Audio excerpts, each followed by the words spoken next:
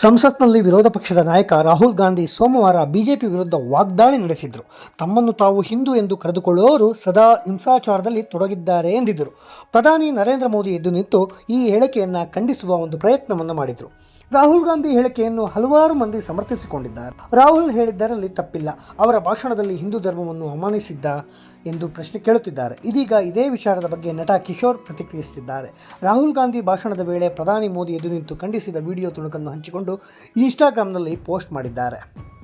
ಬಿಜೆಪಿಯನ್ನು ಗುರಿಯಾಗಿಸಿಕೊಂಡು ವಿರೋಧ ಪಕ್ಷದ ನಾಯಕ ರಾಹುಲ್ ಗಾಂಧಿ ತಮ್ಮನ್ನು ತಾವು ಹಿಂದೂ ಎಂದು ಕರೆದುಕೊಳ್ಳುವವರು ದಿನದ 24 ಗಂಟೆ ಹಿಂಸೆ ಹಾಗೂ ದ್ವೇಷದಲ್ಲಿ ತೊಡಗುತ್ತಾರೆ.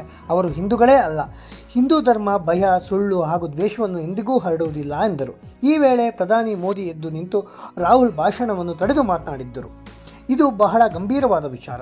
ಇಡೀ ಹಿಂದೂ ಸಮಾಜವನ್ನು ಹಿಂಸಾಚಾರಿಗಳು ಎಂದು ಕರೆಯುವುದು ಸರಿಯಲ್ಲ ಎಂದು ಮೋದಿ ಆಕ್ಷೇಪ ವ್ಯಕ್ತಪಡಿಸಿದರು. ಕೂಡಲೇ ರಾಹುಲ್ ಗಾಂಧಿ, ನಾನು ಬಿಜೆಪಿಯನ್ನು ಹಿಂಸಾತ್ಮಕ ಎಂದು ಕರೆದಿದ್ದು ಮೋದಿ ಮಾತ್ರ ಹಿಂದೂ ಸಮಾಜವಲ್ಲ, ಬಿಜೆಪಿ ಅಂದರೆ ಹಿಂದೂ ಸಮಾಜವಲ್ಲ ಅಥವಾ RSS ಮಾತ್ರವೇ ಇಡೀ ಹಿಂದೂ ಸಮಾಜವಲ್ಲ ಎಂದು ತಿರುಗೇಟು ನೀಡಿದರು. ಬಳಿಕ ಶಿವನ ಫೋಟೋವನ್ನು ಪ್ರದರ್ಶಿಸಿ ಕಾಂಗ್ರೆಸ್ ನಾಯಕ ರಾಹುಲ್ ಗಾಂಧಿ, ಶಿವನ ಸಂದೇಶವು ನಿರ್ಭಯತೆ ಮತ್ತು ಅಹಿಂಸೆಯನ್ನು ಸೂಚಿಸುತ್ತದೆ, ಆದರೆ ಬಿಜೆಪಿಯ ಎಲ್ಲರೂ ಹಿಂದೂಗಳನ್ನು ಪ್ರತಿನಿಧಿಸುವುದಿಲ್ಲ ಅಥವಾ RSS ಎಂದರೆ ಹಿಂದೂಗಳ ಪ್ರತಿನಿಧಿಯಲ್ಲ ಎಂದು ವ್ಯಂಗ್ಯವಾಡಿದ್ದರು. ರಾಹುಲ್ ಭಾಷಣ ಭಾರೀ ಚರ್ಚೆಗೆ ಕಾರಣವಾಗಿತ್ತು. ಬಿಜೆಪಿ ನಾಯಕರು ಇದನ್ನು ಖಂಡಿಸಿದ್ದರು.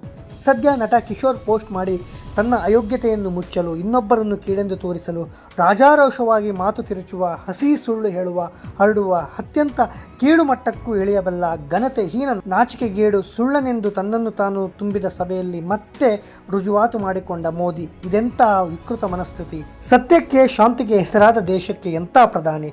ನಾಚಿಕೆಗೇಡು, ದೇಶಕ್ಕೇ ಅವಮಾನ ಎಂದು ಬರೆದುಕೊಂಡಿದ್ದಾರೆ. ಕಿಶೋರ್ ಪೋಸ್ಟ್ ಬಗ್ಗೆ ಪರ ವಿರೋಧ ಚರ್ಚೆ ನಡೀತಾ ಇದೆ. ಕೆಲವರು ಅವರನ್ನು ಬೆಂಬಲಿಸಿದರೆ ಮತ್ತೆ ಕೆಲವರು ವಿರೋಧಿಸಿ ಕಾಮೆಂಟ್ ಮಾಡಿದ್ದಾರೆ. ನಟ ಕಿಶೋರ್ ಸೋಷಿಯಲ್ ಮೀಡಿಯಾದಲ್ಲಿ ಆಕ್ಟಿವ್ ಆಗಿರ್ತಾರೆ. ದೇಶದ ಆಗುಹೋಗುಗಳ ಬಗ್ಗೆ ಸೂಕ್ಷ್ಮವಾಗಿ ಸ್ಪಂದಿಸ್ತಾ ಇರ್ತಾರೆ. ಮುಖ್ಯವಾಗಿ ಕೇಂದ್ರ ಬಿಜೆಪಿ ಸರ್ಕಾರ ಹಾಗೂ ಪ್ರಧಾನಿ ಮೋದಿ ವಿರುದ್ಧ ವಾಗ್ದಾಳಿ ನಡೆಸುತ್ತಲೇ ಇರುತ್ತಾರೆ.